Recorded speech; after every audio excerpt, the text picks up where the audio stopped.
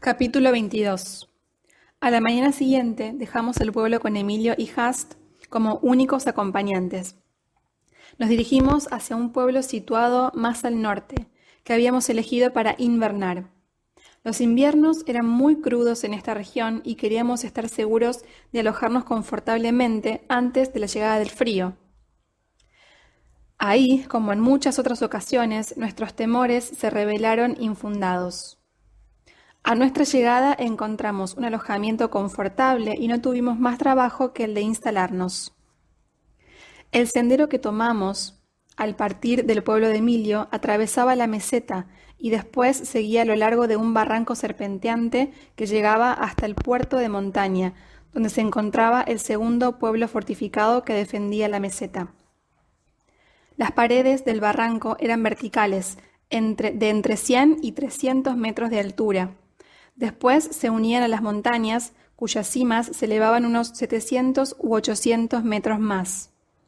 En la cumbre del puerto de Montaña había dos grandes rebordes rocosos que, separados por una distancia de 200 metros, dominaban y encuadraban un espacio plano de alrededor de 1 hectárea. Lo habían rodeado de una muralla de una docena de metros de altura con 20 metros de espesor en la base y 10 en la parte superior. Esta muralla constituía una poderosa barrera. Había sido construida de tal modo que en su parte superior discurría un camino por el que se podían hacer rodar gruesos bloques de roca. Desde ahí uno podía dejarlos caer al terreno exterior en pendiente a través de un fuerte terraplén sobre el cual el sendero continuaba del otro costado del puerto. Estos puntos de caída habían sido emplazados cada 30 metros, con una inclinación suficiente para que los bloques de piedra cayeran al exterior sin riesgo de golpear la base de la muralla. El bloque caía primero sobre el terraplén, después rodeaba sobre el terreno en pendiente y finalmente continuaba por el barranco unos 6 kilómetros como mínimo, antes de pararse, si no se rompía antes a causa de un fuerte impacto. Este conjunto formaba un poderoso sistema defensivo, ya que el barranco no superaba en ninguna parte los 20 metros de ancho en sus 6 kilómetros de recorrido y su pendiente era suficiente para hacer rodar los bloques de piedra. De una u otra parte del barranco había todavía plataformas unidas, mediante senderos a los extremos de la muralla. Desde esas plataformas se podían precipitar bloques de roca hasta el barranco. Vimos un número bastante elevado de bloques, de alrededor de 4 metros de diámetro cada uno, preparados para cualquier eventualidad sobre la parte superior de la muralla. Se nos informó que nunca había sido necesario servirse de ellos. Solo una tribu, antiguamente, había intentado acceder al pueblo, pero había resultado casi aniquilada por los bloques de piedra lanzados desde las 4 plataformas situadas en la pared del barranco. Los primeros bloques se separaron de los otros en su caída, pero una avalancha de piedras barrió el barranco y arrasó todo con ellas. Los bloques que vimos sobre la parte superior de la muralla llevaban allí más de 2000 años. No se había librado ninguna batalla en el país durante todo ese tiempo. El pueblo comprendía 6 casas de 3 pisos construidas en la muralla. Sus terrazas de techumbre estaban al nivel de la cima de esta, a la que se accedía por el interior de las casas o por las escaleras que subían hasta cada terraza. Las ventanas, a la altura de la tercera planta, habían sido excavadas en la muralla y dominaban el barranco. Desde esas ventanas y la parte superior de la muralla se veía el sendero serpentear a lo largo de muchos kilómetros de montaña. Nos instalamos para pasar la noche en el tercer piso de una de las casas y tras una cena temprana nos dirigimos a la terraza para ver la puesta del sol.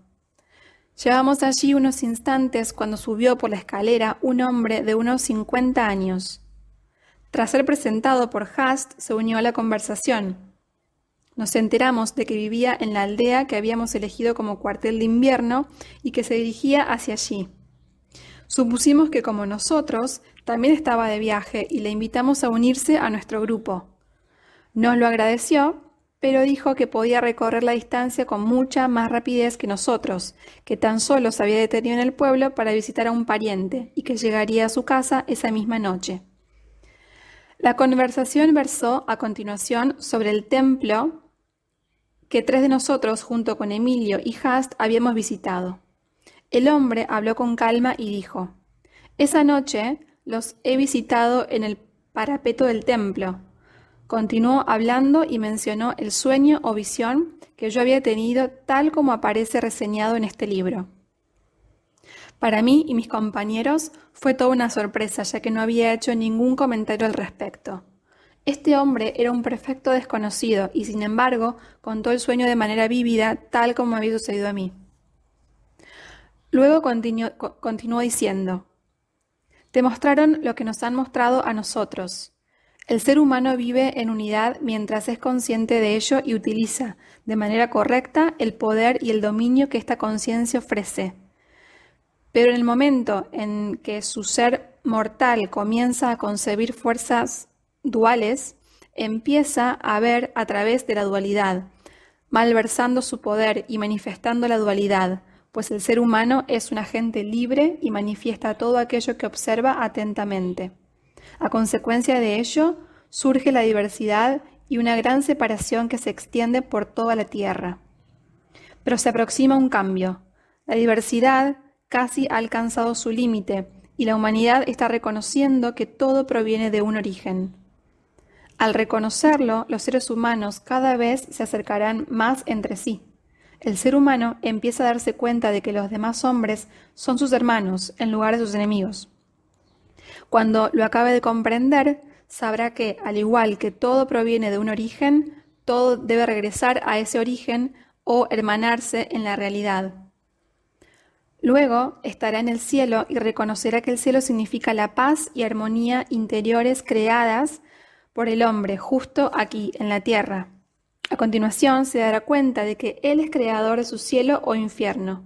Este cielo ha sido concebido de manera correcta, pero geográficamente está fuera de lugar. Sabrá que Dios mora en su interior, pero no solo en su interior, sino también en todo lo que le rodea, en las piedras, árboles, plantas, flores y en todas las cosas creadas, que Dios está en el aire que respira, el agua que bebe, el dinero que gasta, que Dios es la sustancia de todas las cosas. Cuando respira, está respirando a Dios, al igual que respira aire. Cuando comparte los alimentos, también está compartiendo a Dios. No es nuestro deseo crear nuevos cultos ni sectas. Sabemos que las iglesias existentes son suficientes y que son los centros lógicos para tender las manos y ayudar a las personas a conocer a Dios a través del Cristo que habita en todos. Quienes pertenecen a las iglesias deben darse cuenta de que éstas ejemplifican una única cosa, la conciencia de Cristo en toda la humanidad. Si llegan a verlo, comprenderán que la diversidad únicamente radica en la mente moral del ser humano y no en la iglesia. ¿En qué se diferencia entonces una iglesia o una sociedad de la otra? El pensamiento de diversidad solo existe en la mente moral del ser humano. Ya veis a lo que ha conducido esta diversidad, a grandes guerras, al odio intenso engendrado entre naciones, familias e incluso individuos. Y todo porque una u otra iglesia organizada ha creído que su credo o doctrina era mejor que el de esta o aquella. Y no obstante, en realidad, todas son la misma, pues todas conducen al mismo lugar. No es posible que cada una tenga un cielo propio, pues de ser así, cuando un ser acabase en una organización eclesial en particular y estuviese listo para recibir su recompensa, se vería obligado a pasar el resto de su existencia abriéndose camino entre un laberinto de cielos, en busca de ese concreto cielo al que estaría destinado. Las organizaciones eclesiásticas y quienes están asociados a ellas deben acercarse cada día más hasta que llegue el momento en que todas no sean sino una. Y cuando todas sean una, no habrá necesidad alguna de organización. No obstante, la culpa no reside totalmente en las organizaciones eclesiásticas. Poca gente ha despertado el conocimiento de lo que la vida les tiene preparado. Vemos que la gran mayoría va a la deriva por la vida, insatisfecha, aturdida, aplastada e incierta. Todo el mundo debe aprender a vivir y a expresar desde su propio centro vital de manera decidida y precisa los dones que Dios le ha concebido. Nadie puede expresar tu vida en tu lugar y nadie puede decirte de qué manera debes hacerlo. Igual que el Padre vive en sí mismo, también permite que el Hijo viva en sí mismo. Un alma no puede alcanzar esta comprensión y seguir vagando a la deriva, pues el propósito de la vida se revela en el privilegio y la oportunidad de expresar al Dios del interior. El ser humano es y debe ser la imagen y semejanza divina de sí mismo, y este es el objetivo de Dios para el ser humano. Expresar lo que Dios ha concebido para él debe ser el principal propósito del ser humano en la vida. Cuando Jesús se hallaba en lo alto de la montaña y sus discípulos se le acercaron, él pronunció palabras de sabiduría. Su conciencia despertó a la realización y quedó enraizado en esa resolución tan elevada de que el ser humano solo puede desarrollarse al máximo si está firmemente arraigado en el terreno. El poder de Dios en su interior solo puede manifestarse como auténtico deseo cuando está firmemente enraizado en el alma del ser humano. Todos debemos saber, como sabía Jesús, que el primer impulso espiritual hacia la manifestación es el deseo de expresar. Dijo Jesús: bienaventurados los pobres de espíritu, comprendiendo que cualquier limitación en la vida que puede crear en el individuo el deseo de superarla y liberarse de ella es buena. Supo que la necesidad es una profecía ineluctable. Consideró toda necesidad como un terreno preparado para recibir una semilla. Si ésta se plantaba y luego se le permitía crecer y brotar, colmaría la necesidad. Se malentiende el papel del deseo o la necesidad en el desarrollo de la vida. Algunos grandes maestros enseñan que el deseo debe extinguirse del corazón. Jesús dijo: «Qué desgracia la vuestra, que estáis satisfechos». Si estás satisfecho, estás paralizado. A fin de entrar totalmente en contacto con la vida, debemos intentar expresar la vida completamente en cada momento. El deseo de hacerlo es lo que precisamente nos lleva a ello. Cansado de arrastrarse por el polvo de la tierra, el ser humano anhela volar, y ese anhelo hace que descubra la manifestación de la ley y que le permitirá elevarse por encima de sus limitaciones actuales. Al hallarla, puede ir donde le plazca, sin pensar en el tiempo o la distancia. Se dice que el hombre propone y que Dios dispone, pero es al contrario, pues Dios propone y el hombre dispone. Si el hombre tiene esa disposición, entonces puede hacer todo lo que Dios hace. ¿Es que el Hijo no puede hacer lo que hace el Padre? El fracaso de los objetos externos a la hora de aportar satisfacción hace que el alma busque el poder en su interior.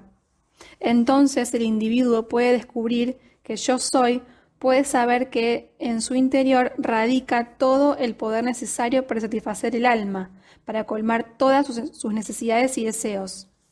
Este conocimiento puede no sobrevenirle hasta que se vea arrastrado por la bofetada de la vida, que le llevará a buscar ese piano interior de paz y calma.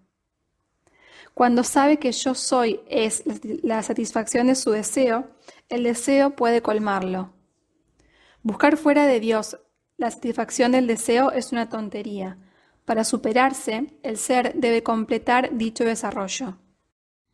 ¡Qué comprensión, qué despertar es conocer el yo soy! Saber que en el interior de cada uno es donde se encuentra el poder, la sustancia y la inteligencia que da forma a todas las cosas.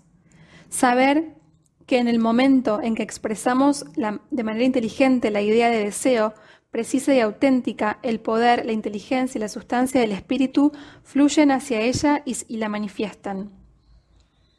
¿No son todos ellos tesoros del cielo que aún no hemos contemplado? Aquí en el informe radican infinitos tesoros ocultos de nuestro interior, Qué claro resulta todo esto para quienes han descubierto la perla. Piensa, busca primero el reino de Dios y su rectitud, y todas esas cosas te serán añadidas. La razón por la que se añade es porque están constituidas por la propia esencia del espíritu. Antes de que pueda manifestar lo deseado, la conciencia debe descubrir primero al espíritu. El que ha despertado percibe el principio creativo en su interior. A continuación ve, y esa comprensión es la oportunidad de su vida. Tiene una visión o se hace consciente de sus posibilidades o de las posibilidades que se abren ante él. Con el conocimiento de que el poder creativo está en su interior, recuerda el deseo de su corazón, y éste se convierte en un ideal o un molde que atrae más energía y sustancia para llenarse.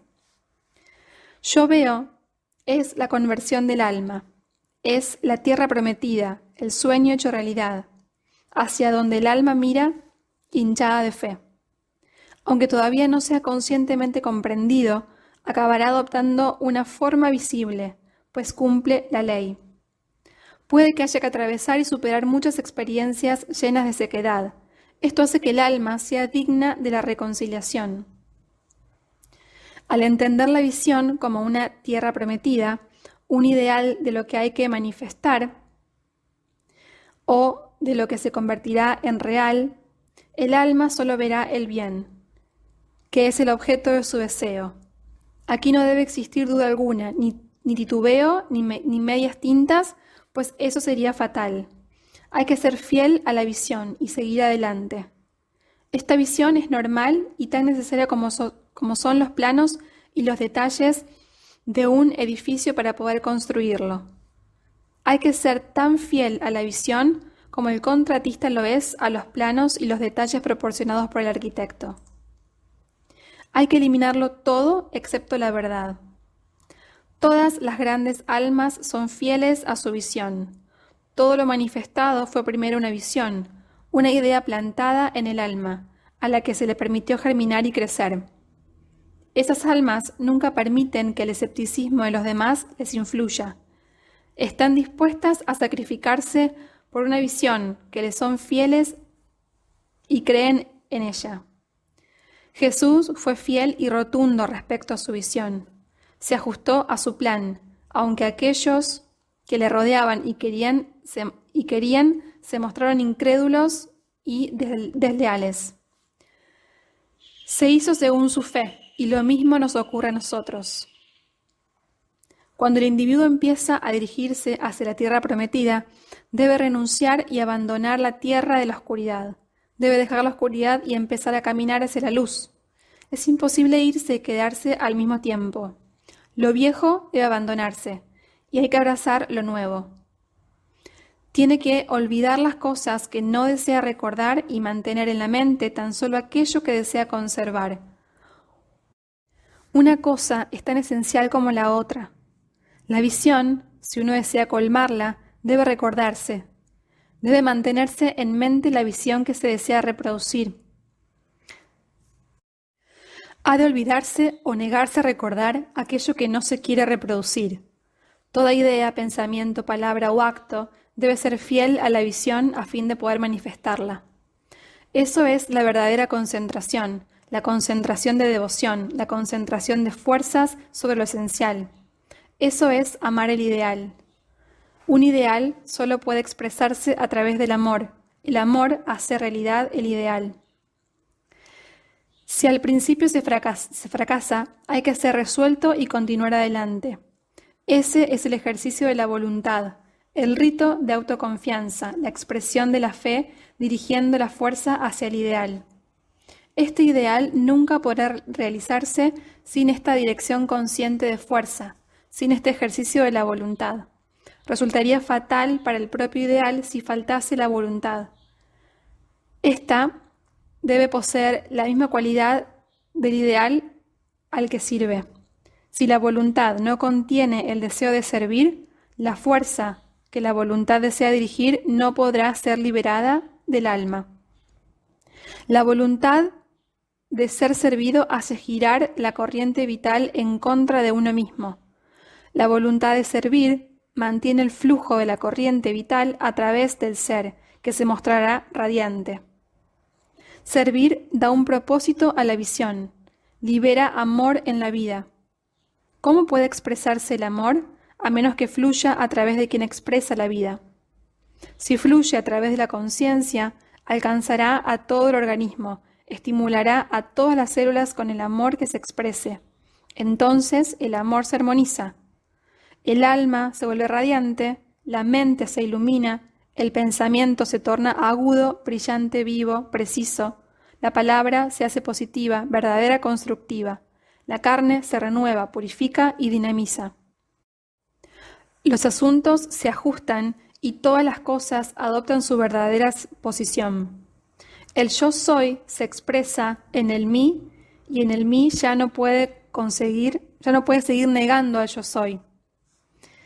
Si el cuerpo no obedece al espíritu, ¿cómo podrá expresarlo?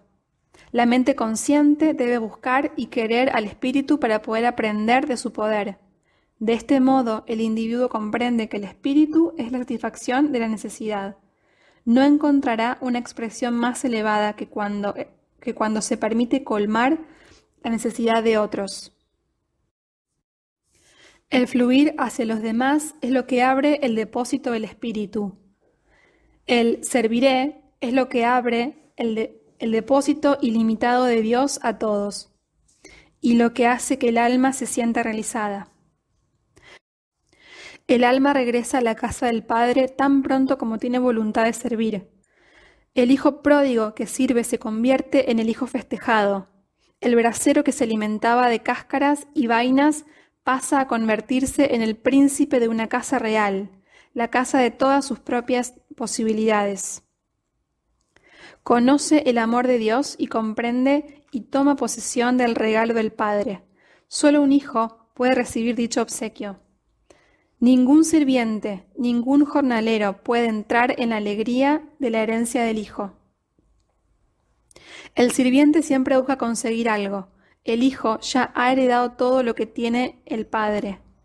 Cuando nos enteramos de que pertenecemos a la casa del Padre y que somos herederos de todo lo que Él tiene, empezamos a vivir tal y como el Padre quiere que lo hagamos.